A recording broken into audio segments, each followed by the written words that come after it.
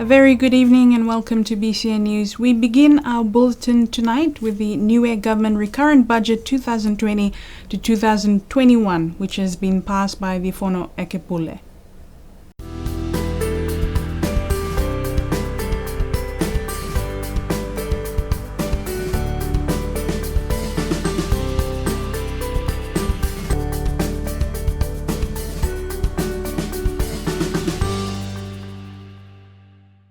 We begin with the central agencies allocation.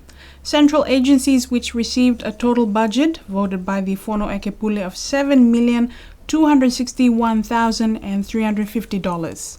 This is a reduction of $216,650 from the 2019-2020 budget. Cabinet and Parliamentary Services $1,833,000. Office of the Secretary of Government, $862,000. PMCU, $349,650. Crown Law, $408,000. Public Service Commission and Secretariat, $1,325,000. Finance and Planning, $1,834,000. Police Department, $649,700. There is a total increase of $343,849 to the personnel costs of the central agencies, with the PMCU with the most increase of just over $100,000. There is also an increase to the personnel costs of the police department by $89,000. The highest total personnel cost for the central agencies and for the whole of government budget is Cabinet and Parliamentary Services with over $1.4 million. The Ministry of Social Services has been allocated the largest national budget allocation of $11,566,960. Education, Health, Justice Department, including Community Affairs, comes under the Ministry of Social Services. Central agencies, which includes the Public Service Commission, Cabinet and Parliamentary Services, Office of the Secretary of Government, has the second largest budget of $7,261,350. Commercial and Trading, which includes Niue Tourism Authority and Bulk Fuel, follows with a total budget allocation of $5,758,000. Ministry of Infrastructure has an allocation of $4,966,500. The least budget has been allocated to the Ministry of Natural Resources with a sum of $1,529,500.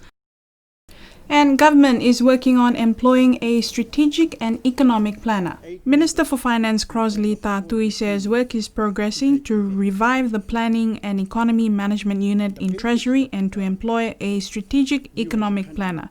The preparation will complement the Niue Integrated Strategic Plan 2016 to 2026. The strategic and economic planner will drive, implement, and manage the plan.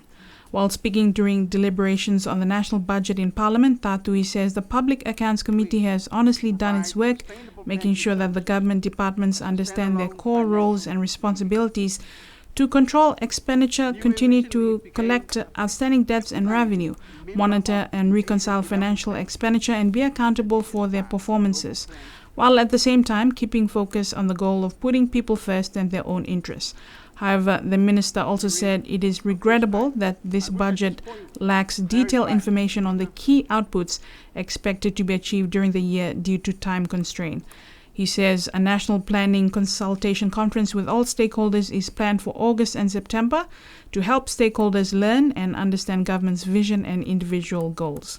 A second stimulus package is being prepared and negotiated with the Chamber of Commerce to be released once funds are appropriated. Minister for Finance Crossley Tatui announced this in Parliament, stating it will be released once the initial funds disbursements are fully accounted for.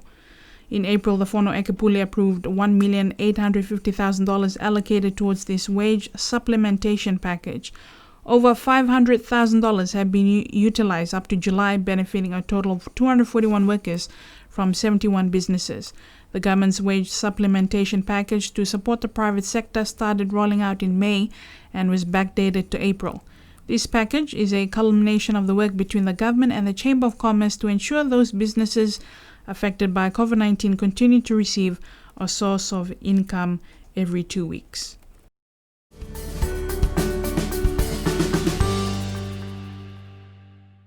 On to other news. Cabinet has approved that all passengers applying to travel to Niue from any other foreign country other than New Zealand will be required to spend 14 days to quarantine in New Zealand before they undertake travel to Niue. They will then be required to be placed in mandatory 14 days upon arrival. All requests by persons wishing to travel to Niue from any other country other than New Zealand must be authorized by Cabinet prior to any travel arrangements being made. The latest travel advisory issued states that the limit of 26 passengers traveling to Niue at any one time is to remain in place until August, allowing the travel to Niue by any New Zealand-based Niue nationals, Niuean residents, Niue descendants, which may include spouses, children, and essential workers such as diplomats, skilled workers, and special cases, in particular the immediate family of members of residents, and those who need to travel due to urgent or emergency circumstances. The travel advisory states that it is subject to be reviewed and amended as required. Meanwhile, discussions are underway for a safe way travel zone for Niue. New Zealand High Commissioner to Niue, Helen Tana, told BCN News there will be 2 steps to the establishment of the safe travel zone. You will have heard, or people in Niue will have heard, that there has been discussion about whether Niue and New Zealand and whether the Cook Islands and New Zealand can facilitate travel, both to assist the economies but also to assist medical referrals and family reunification.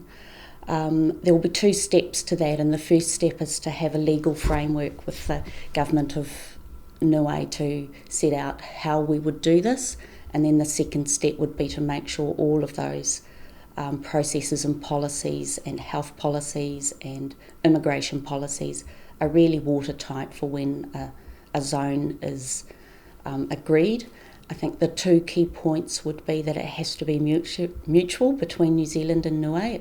It's not going to be one country or the other that decides to do this. And the other really critical factor is both the Prime Minister of New Zealand and the Premier have said it will occur only when it is safe to do so.